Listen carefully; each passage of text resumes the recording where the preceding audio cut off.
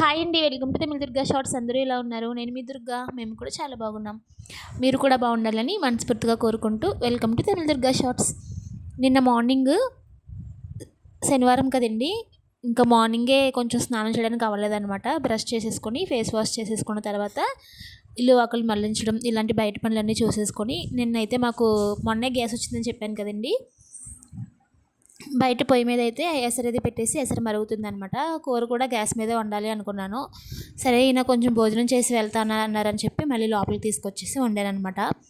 పిండి మొన్న మిల్లులో ఆడించాను కదండి, అదే ఇంకా కొంచెం ఉందనమాట. ఎందుకో నాకు ఈసారి మిల్లులో ఆడించింది సెట్ అవ్వలేదు. నేను ఎప్పుడూ ఆడించను అనమాట, ఇంట్లోనే రుబ్బుకుంటాను.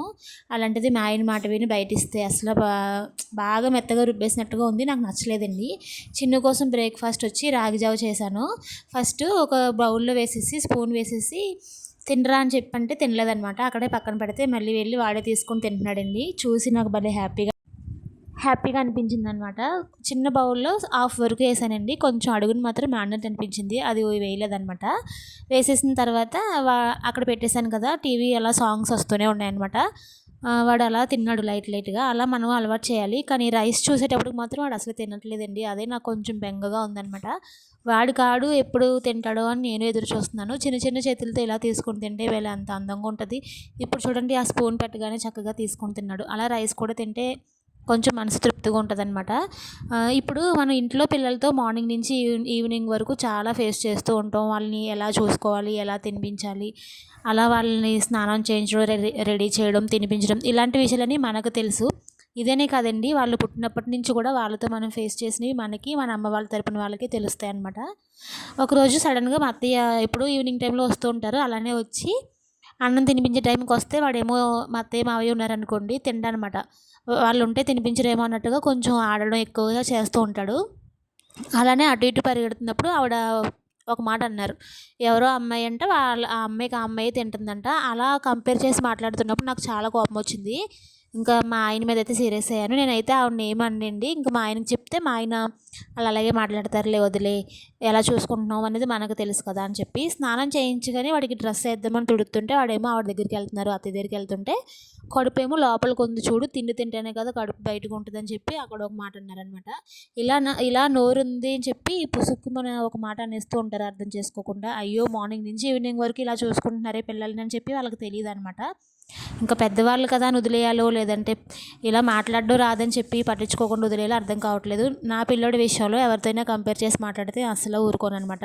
అది మన పిల్లల్ని ఎవరైనా అంటే అసలు ఊరుకోము. అది ప్రతి తల్లికి కోపం వస్తుంది కదండి. నాకు కోపం అని కాదు, తల్లిని అర్థం చేసుకోరనేది ఒక బాధ అనమాట. ఇంకా ఇలా అయితే అయ్యింది మొన్న నైట్.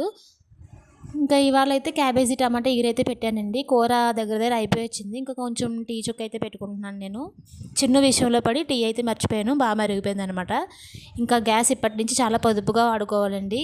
అన్నము కూర అన్నీ పొయ్యి మీద వండేసుకోవచ్చు మార్నింగ్. ఇలాంటి టిఫిన్ టీలు అలాంటివి చిన్న చిన్నవన్నీ కూడా గ్యాస్ మీద చేయాలని చెప్పి నా హస్బెండ్తో అదే అంటున్నాను అనమాట. ఇంకా ఈవినింగ్ టైం అయితే మాకు చాలా బాగుంటుందండి వాతావరణం.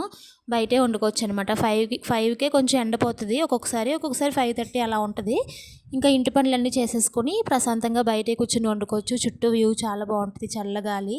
చాలామంది అంటూ ఉంటారు, నా సైడ్ రిలేషన్స్లో ఎవరైనా సరే, నాకు తెలిసిన వాళ్ళు కానివ్వండి, ఎవ్వరూ లేరు మీ ఇంటి చుట్టుపక్కల, ఒక్కరిదానివి ఎలా ఉంటావు, భయం ఉండదా, లేదంటే ఎందుకు చుట్టుపక్కల ఇల్లు లేవు అని అడుగుతారు. ఇప్పుడిప్పుడే ఇక్కడ ఇల్లు అయితే స్టార్ట్ అవుతున్నాయండి. మా ఇల్లు అయితే వచ్చింది కదా ఇప్పుడు. ఇంకా ఇల్లులు వస్తాయి లేదని నాకు తెలియదు, కానీ మాకు ఆపోజిట్లో కంపెనీ ఉంటుంది, పక్కనేమో రోడ్డు, బండ్లు వస్తూ పోతూ ఉంటూనే ఉంటాయి అన్నమాట. మాకు అసలు భయం అనేది ఏముండదు. అందరూ మంచిగా మాట్లాడతారు, మేము అందరితో మంచిగా ఉంటాము. అది కాకుండా విలేజ్ అని చెప్పి తీసి పడేస్తూ కొంచెం డైలాగులు వేసి మాట్లాడే రకాలు కూడా ఉంటాయండి. అలాంటి వాళ్ళని మనం అసలు లెక్క చేయకూడదు. మ్యారేజ్ చేసుకుని పల్లెటూరే కదా వెళ్ళిపోయావు, అది ఇది అని చెప్పి డైలాగులు వేస్తారు. అలాంటి వాళ్ళని మనం జస్ట్ ఆఫ్టర్ ఆల్ అనుకోవాలన్నమాట. ఇలాంటి వ్యూ చూసుకుంటూ ఇలాంటి క్లైమేట్లో ఉండడం, చుట్టుపక్కల మాకంతా కొండలు ఎక్కువ ఉంటాయన్నమాట. ఎప్పుడైనా మనసు బాగోకపోయినా అలా బయట 10 నిమిషాలు కూర్చుంటే చాలన్నమాట, కొంచెం మనసుకి తృప్తిగా ఉంటుంది. ఇలాంటి వ్యూ మీలాంటి వాళ్ళు చూడాలన్నా కూడా అదే ఇలాంటి మాటలు అనేవాళ్ళు చూడాలన్నా కూడా ఒక అదృష్టం అనేది ఉండాలండి. ఇలాంటి ప్లేసెస్లో ఉండాలన్నా కూడా అది లేక ఇలాంటి వీటి విలువ వాళ్ళకి తెలియదు అనమాట. అందువల్ల వెంటనే మాటలు వదులుతూ ఉంటారు. ఓకేలేండి, అలాంటి వాళ్ళ కోసం మనం మాట్లాడుకోవడం అనవసరం. కానీ మాకు చుట్టుపక్కల ఇప్పుడిప్పుడే ఇంకా వస్తే ఇక్కడ ఒక రైస్ మిల్ కట్టాలని అనుకుంటున్నారు. లేదంటే ఇంకొక 2 ఇల్లులు కూడా వస్తాయి. మాకు అసలు భయం అనేది ఏమి ఉండదండి. చాలా ప్రశాంతంగా ఉంటుంది. మా ఇంటికి ఎవరో ఒకరు వస్తూ పోతూనే ఉంటారనమాట. మా చిన్నుకు కూడా ఆడుకోవడానికి ప్లేస్ కూడా బాగా పెద్దదనమాట. ఇక్కడైతే మార్నింగ్ వంట చేసేసాను కదండి. చిన్ను కూడా అలా టీవీ చూస్తూ ఆ రాగి జావ తిన్నాడనమాట. ఇంక వాడికి స్నానం చేయించేసి నేను కూడా ఫ్రెష్ అయిపోయాను అనమాట. శనివారం కదండి, ఇంకా పూజ చేసుకోవడానికి అయితే ఉండదు. దేవుడి సామాన్లన్నీ శుభ్రం చేసేసి దేవుడి గది కూడా క్లీన్ చేసేసుకున్నాను అనమాట. చిన్నుకు కూడా స్నానం చేయించేసి పౌడర్ అది రాసి కూర్చోబెట్టాను. అక్కడ ఆడుకుంటున్నాడు. ఇంక నేనైతే ఫ్రెష్ అవ్వకముందే బట్టలు నానబెట్టేశాను కదా, ఇంకా అవి సరే శుభ్రంగా నానుంటాయని చెప్పి నేను ఫ్రెష్ అయిన తర్వాత ఇంక బట్టలు అయితే వాష్ చేసుకుంటున్నానండి. ఇలా ఎండగా ఉన్నప్పుడే ఉతికేసామనుకోండి కొంచెం మనకి కూడా బట్టలు ఆరాయన్న ఒక సాటిస్ఫాక్షను బాగుంటుంది. ఆ స్మెల్ బాగా ఎండిన బట్టలు మడత పెట్టుకుని బీరువాలో పెట్టుకుంటే మంచిగా ఉంటుంది అనమాట. ఇక్కడైతే నేను మధ్యాహ్నం బట్టలు ఉతికేసాను కదండి. మళ్ళీ మధ్యలో చింతపండు మొన్న మేము అత్తయ్య వాళ్ళ ఇంటికి వెళ్ళి దులుపు తీసుకొచ్చాం కదా, అది కొంచెం సంచిలో ఉండిపోయిందనమాట. మళ్ళీ ఆల్రెడీ ఉన్న దాంట్లో కలిపేసి ఆర్ఎస్ఎస్ అయితే వచ్చి మళ్ళీ ఇక్కడ జాడిస్తున్నాను అనమాట.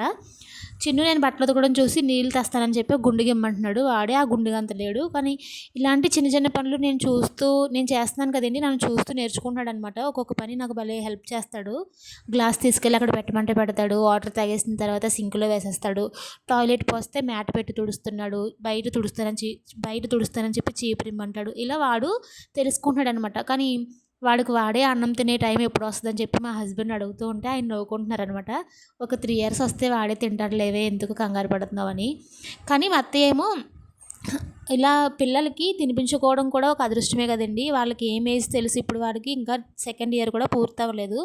నువ్వు తినిపిస్తేనే వాడు ఇంకా తినట్లేదు, అలా ప్లేట్లో పెట్టితే వాడే తింటాడు కదా అంటదనమాట. వాడు ఆ చిన్న చిన్న చేతులతో తింటే 4 మెతులు కూడా లోపలికి వెళ్ళవండి. మనకి కూడా మనస్తృప్తిగా ఉండదు, అయ్యో తినలేదని పీక్కుంటాం కదా. అలాగే ఎవరో అమ్మాయి అంట, ఆ అమ్మాయి అలా తింటుందంట స్లోగా, అలా నేర్పించు అంటుంది. నేను అనేద్దాం అనుకున్నాను, ఎవరితోని కంపేర్ చేయొద్దని మీకు చాలాసార్లు చెప్పాను అని. అంటే కంపేర్ చేసినట్టు మాట్లాడడం కాదు, అది వెంటనే మాట వదిలేస్తారనమాట. నాకు అదే కొంచెం కష్టంగా ఉంటుంది. అయ్యో పిల్లలతో మార్నింగ్ నుంచి ఈవినింగ్ వరకు పడుతున్నారే అని చెప్పి ఆలోచించరండి. ఇంట్లో ఉన్న వాళ్ళు మాత్రం ఖాళీగా కూర్చుంటున్నామా, మార్నింగ్ నుంచి ఈవినింగ్ వరకు ఏదో ఒక పని సరిపోతూనే ఉంటుంది. ఇదే మనం బయట జాబ్కి వెళ్ళామనుకోండి, నెలకి సంపాదించవచ్చు. అదే కాకుండా మనకు కూడా ఒక రెస్పెక్ట్ అనేది ఉంటుంది. నేను ఒక్కొక్కసారి అదే పీక్కుంటూ ఉంటాను అనమాట. మనం కూడా ఏదైనా సాధించాలని చెప్పి నేను ఒక యూట్యూబ్ ఛానల్ అయితే స్టార్ట్ చేశాను అనమాట. మేబీ నా లక్ బాగుండి ఎప్పటికైనా క్లిక్ అయింది అనుకోండి, నాకు మా హస్బెండ్కి కూడా నేను ఏదైనా సహాయం చేయగలను. నా పిల్లడి వరకు ఖర్చు కూడా నేను చూసుకోగలను అనమాట.